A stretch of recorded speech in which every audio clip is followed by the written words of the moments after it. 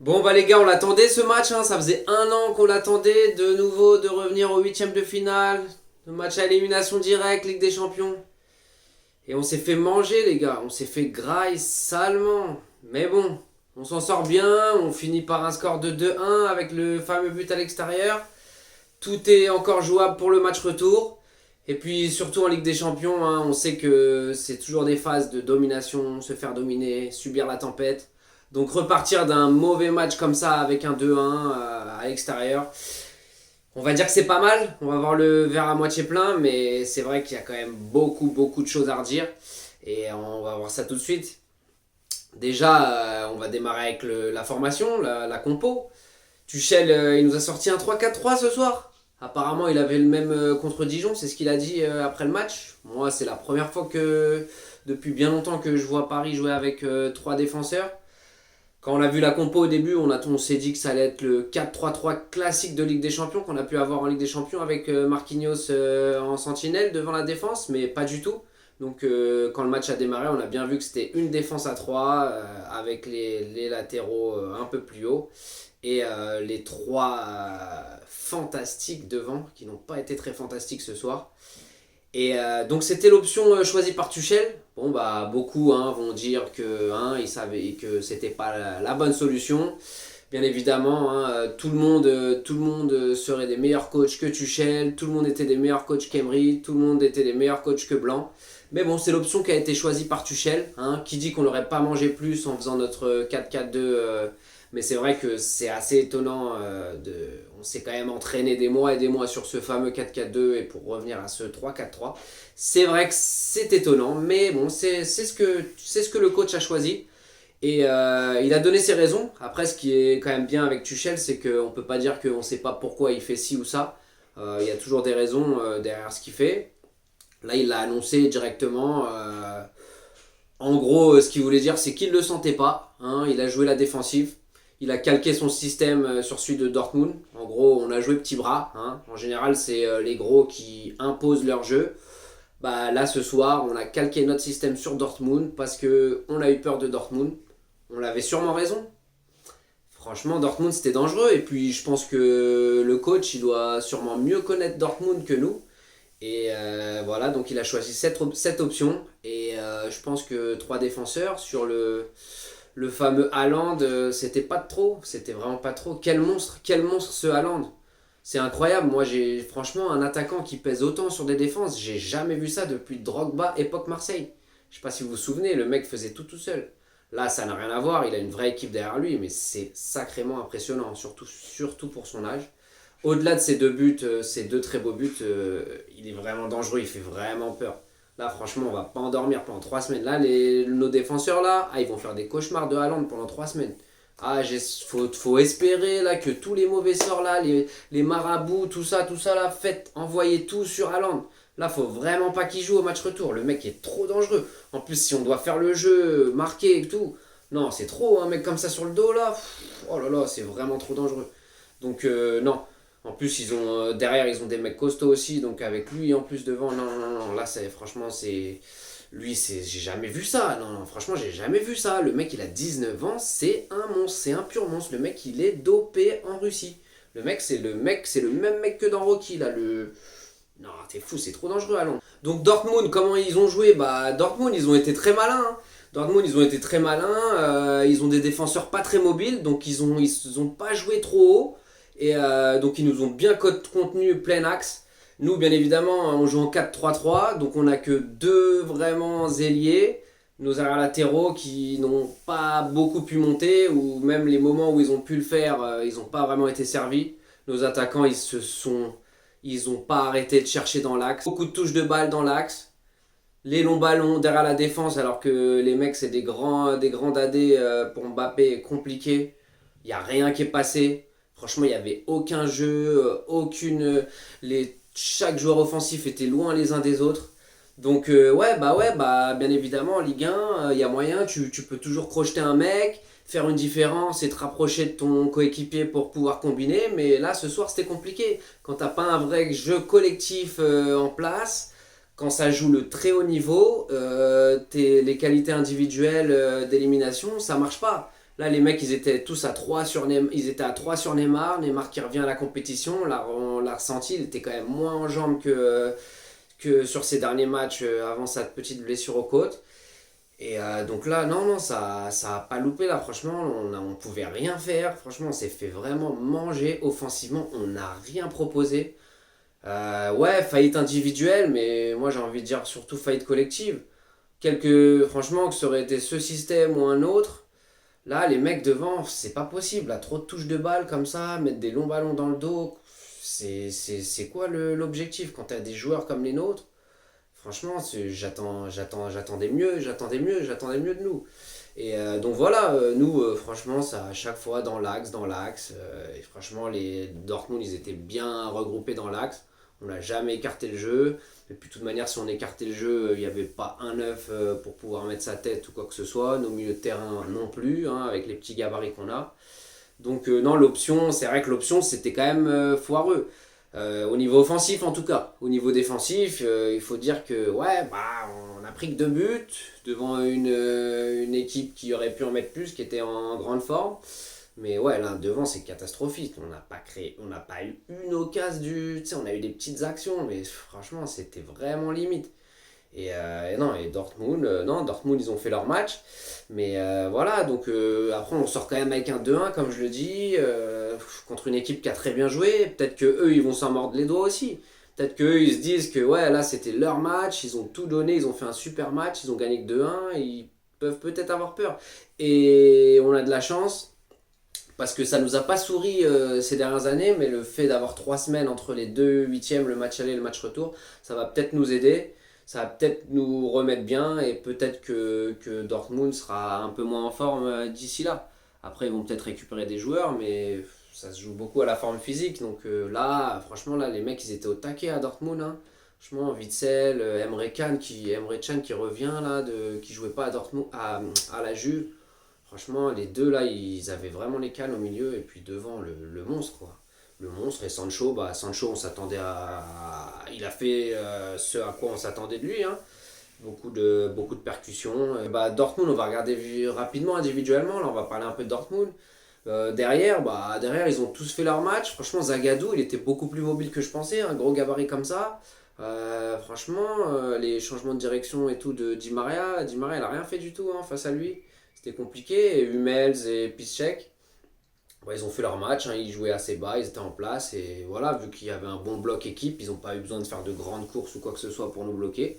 Et vu que nous, bah, ça joue individuellement, c'est pas très compliqué pour bloquer des mecs qui jouent individuellement, malgré leur talent. Il suffit de resserrer les taux et puis c'est terminé, hein.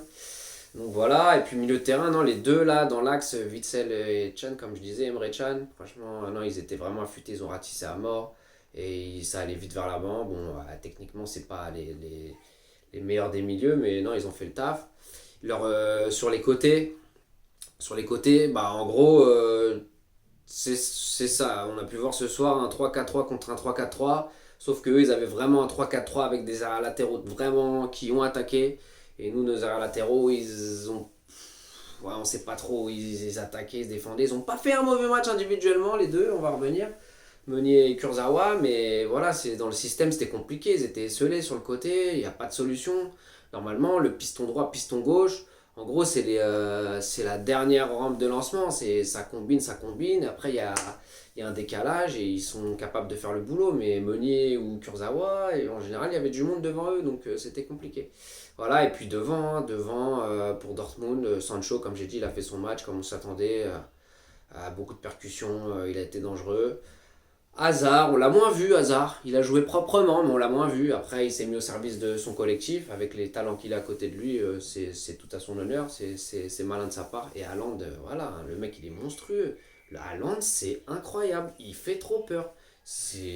Franchement, je sais pas ce qu'il peut faire. Franchement, si la Dortmund, il passe contre Paris, oh, je sais pas ce qu'il peut faire encore sur les prochains matchs. Mais non, c'est vraiment exceptionnel.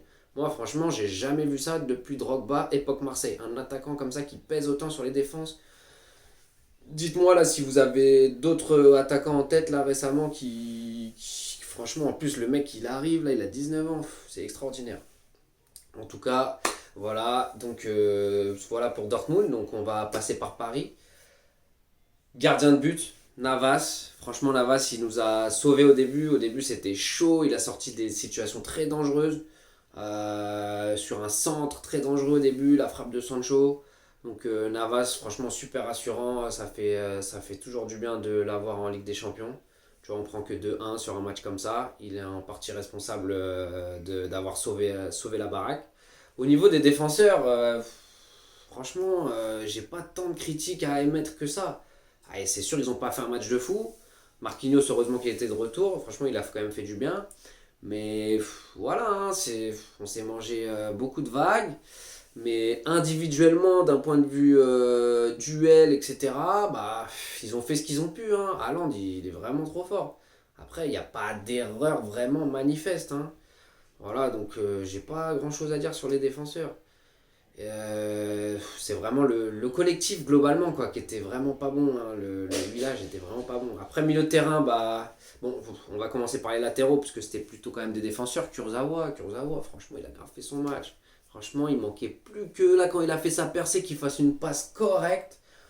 Il a fait une dinguerie. Au final, c'est lui le mec qui passe dans les bêtisiers, alors que c'était pratiquement notre meilleur joueur ce soir. Mais sinon, il a fait son match. Et même Meunier, franchement, il a tenté et tout. Mais Meunier, tu peux pas lui demander de crosser, de faire des one-one face à ses défenseurs. Il lui faut des soutiens. Et franchement, là, il n'y avait rien. Franchement, les joueurs, ils étaient trop éloignés les uns des autres offensivement. C'était une catastrophe. Et ça voulait que aller dans l'axe. Et franchement, Meunier, on l'a oublié à mort. Voilà, après, dans l'axe, milieu de terrain, Verratti, c'était le meilleur joueur de l'équipe aujourd'hui. Défensivement, il a grave ratissé. Il est revenu sur des ballons chauds. Et puis voilà, hein, c'est notre seul un peu rampe de lancement. Et puis à côté de lui, le pauvre Gay. Franchement, le pauvre Gay, depuis sa blessure, ouais, il revenait. Bah, après, il joue en Ligue 1, ça allait et tout. Mais franchement, il revient pas fort. Le problème, c'est que bah, lui, il est là vraiment pour les cannes, quoi, pour le ratissage. Et là, quand tu t'es pas au-dessus des autres d'un point de vue ratissage, c'est très moyen, quoi. C'est très moyen. Offensivement, il apporte pas grand-chose. Il a du mal à se projeter. Franchement, il est timide. Franchement, sur un match de Ligue des Champions comme ça, là, c'était décevant. Et puis là, le match retour, là, on n'aura pas Verratti. Donc, quid du milieu de terrain qu'on va avoir, hein. Déjà, Paredes, qui n'était pas dans le groupe, qu'est-ce qui se passe? Je pense que Paredes, bah, ça va être plus qu'une option pour le match retour. Ça va être quand même la rampe de lancement maintenant qu'on a perdu Verratti. Et puis on verra hein, qu'est-ce qui va nous sortir. Un Marquinhos au milieu, un Kouassi, le jeune Tanguy. Hein. Je sais pas, franchement, mais il y aura des vrais choix à faire. Là, il va jouer sa saison, le coach, il va jouer même son futur au PSG. Donc j'ai hâte de voir ce qu'il va faire. Là, il a fait le frileux. Hein, il a voulu jouer défensif, il a dit je mets pas all-in sur ce match, etc. Bah là, ça va être all-in, hein, prochain match au parc, chez nous. Donc on va voir ce que tu vas faire, mon ami Thomas Tuchel. Ensuite, devant, bah, Di Maria, le cancer, quoi. Quand, ouais, je sais pas, quand il est pas bien, c'est ça, hein, il se fait manger. Là, Witzel et tout, ils lui mettaient des coups d'épaule, ils volaient le poteau. Et puis voilà, c'est comme je disais, devant, le problème c'est au-delà des individualités, c'est les mecs, ils étaient tous loin les uns des autres. Chaque fois, il fallait faire un dribble, deux dribbles. J'étais contre Dortmund, c'est la Ligue des Champions, tu peux pas dribbler les mecs facilement comme en Ligue 1. Tu vois, si t'as pas de jeu collectif, c'est compliqué. Après Neymar, on a bien senti qu'il avait moins les cannes. Hein. Je pense que sa blessure, ça lui a quand même mis un coup. Là, il était trop en jambes ces derniers temps, et puis là, il était quand même moins bien. Puis voilà, énormément de touches de balles. Ouais, il ralentissait le jeu, beaucoup de touches de balles. Bah, voilà, c'est quand il est moins bien, c'est comme ça. Je pense que s'il avait été mieux en jambes, déjà, il aurait plus apporté, il aurait joué plus vite vers l'avant. Et voilà, après Mbappé en neuf. Mbappé en neuf, ça va pas, il nous a manqué sur le côté. Franchement, on l'aurait eu sur le côté, je suis sûr qu'il aurait fait vraiment des différences parce que c'était là qu'il fallait être. Dans l'axe, c'était complètement bouché. Et puis un mec comme lui qui joue sur sa vitesse, etc., qu'est-ce que tu veux qu'il fasse dans un match comme ça? Bon, ils ont mis leur but là, enfin Mbappé il a mis sa passe D pour Neymar, voilà on a eu un peu de réussite sur celui-là.